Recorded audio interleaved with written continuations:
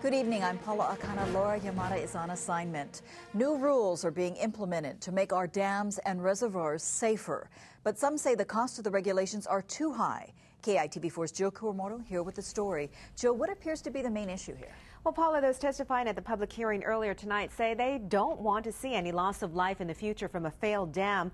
But as we all know, public safety comes at a cost, and there's probably no good time for new rules and fees. The Hawaii Dam and Reservoir Safety Act was passed in 2007, a year after the Koloko Dam on Kauai's North Shore gave way, killing 7 people.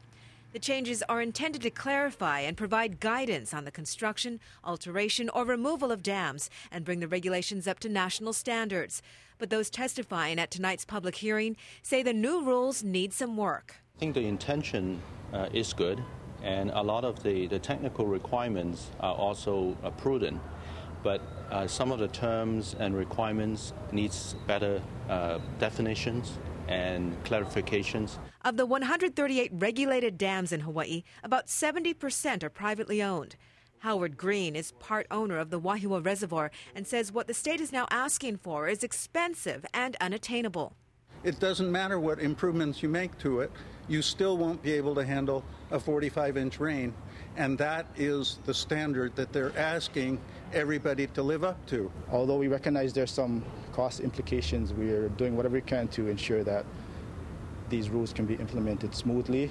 Engineers with the state's Department of Land and Natural Resources say the dam safety program no longer receives general fund money, so it relies on fees and fines to continue inspections and enforcement of the rules. And the public safety is going to be the ultimate benefit of implementing these rules, which are really required by the law. But owners like Green, who want to ensure the safety of those who live below his reservoir, but could be facing a watershed of expenses and restrictions, are frustrated.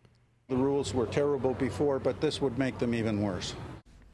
Now, engineers with the DLNR are continuing their statewide public hearings tomorrow on Maui at Maui Community College and Friday on the Big Island at Waimea Civic Center. If the rules are adopted, they could go into effect by the end of the year. Paula.